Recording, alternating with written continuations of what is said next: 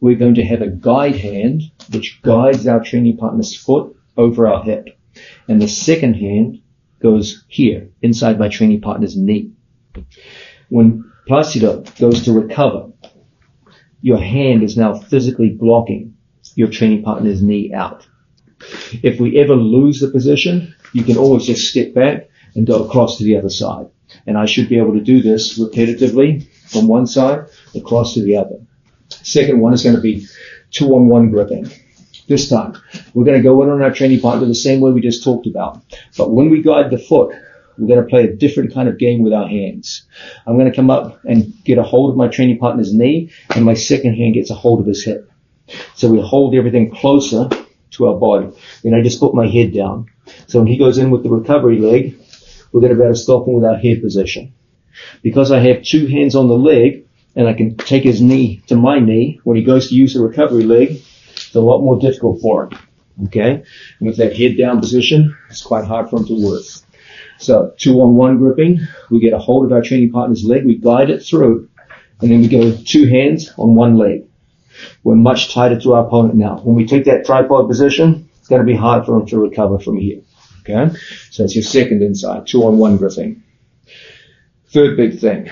I am a huge advocate of a particular position called the leg straddle. When we come out towards our training partner, I like to just straddle my opponent's leg with my two legs. Like so. And I just play this position. From here, as we go to play the position, he puts frames up, etc. We just stay right over our training partner's leg, with my two legs straddling his one leg. When he goes to play the game from this position, it's so tough for him. It's challenging. And we used to use motion to stay with him. Guys, don't stand there like a statue. Don't stay here. He moves, and you're like a statue. Okay? You've got to follow him in that position. So once I straddle my training partner's legs, from here, he goes to move, and I stay with him. Okay? You're going to see very soon that if you can straddle your opponent's legs, you can really pass successfully using the leg drag position. Fourth big insight. When we go to any form of leg drag situation, I need connection to him.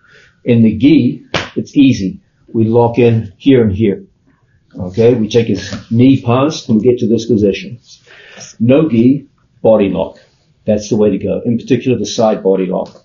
So once we get in here, I put my head to the inside and I scissor my hands around his oblique muscles. When Placido goes to move, I just bring my head forward. And as a result, we get to a body lock. The body lock means when he puts two hands on my shoulders and goes to push me away, I'm connected to him. If my hands are open, he pushes away, he brings the knees in. When we come out towards our training partner, we get that initial angle. Our whole thing is to put our head in front of his knee, and our two hands go to the oblique muscles. As Placido goes to shove me off, my hands will always connect. Now as he goes to move me, yeah, right. It's very, very difficult in that position. Okay? So fourth big insight, get your hands connected. When we go in on our training partner and we get to positions like this, we just scissor our hands around the oblique muscles.